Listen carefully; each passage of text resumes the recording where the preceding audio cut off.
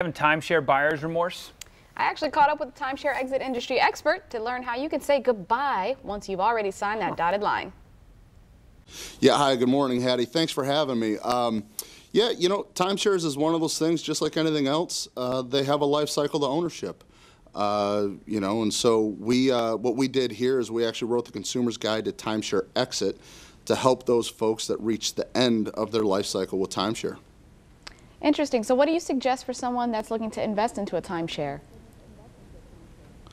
Well, I would tell people that are looking to invest in timeshare, I would let them know that timeshares are not an asset. They are to be considered a liability. So the first thing I would say is understand what you are going to own, the value that you get out of a timeshare is purely out of its enjoyment. And can you give advice to consumers who no longer want to own their timeshare? Well, like I say in the Consumer's Guide to Timeshare Exit, timeshare owners are never more vulnerable than when they've decided to end their timeshare ownership. So in this particular case, like anything else, knowledge is power, and I would tell people to get educated, and that's in part why we wrote the Consumer's Guide to Timeshare Exit, so that people can have an understanding of what they're up against when they've reached the end of their life cycle of timeshare ownership. That makes sense. So why can't people just sell their timeshare? Why are these contracts so difficult?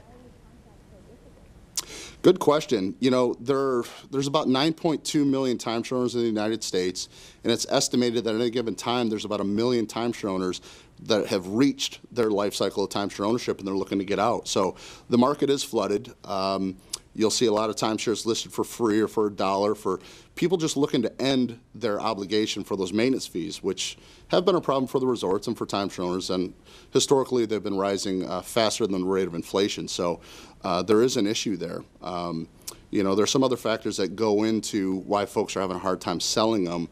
We get into that in the Consumer's Guide, but some of the resorts themselves are actually devaluing timeshares that are sold on the resale market as well, too. Now, speaking of the timeshare guide, what made you decide to write the Consumer's Guide to exiting the timeshare?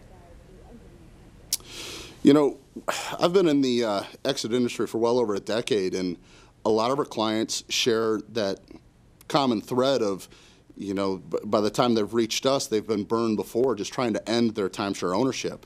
So we really wrote this guide for people to have a solid understanding of what they're up against and some pitfalls and red flags to look out for in their exit process. So the guide actually has a checklist at the end so they can actually go through and compare and come up with a good exit strategy for ending their timeshare ownership when it's time for them. That's awesome. Checklists always help out. Thank you so much for your time. Can you give us a quick spot to get some more information on this? Yes, it's a free download. You can get your free copy of the Consumer's Guide to Timeshare Exit at myexitguide.com. And thanks to Newton Group's Transfers for sponsoring this segment.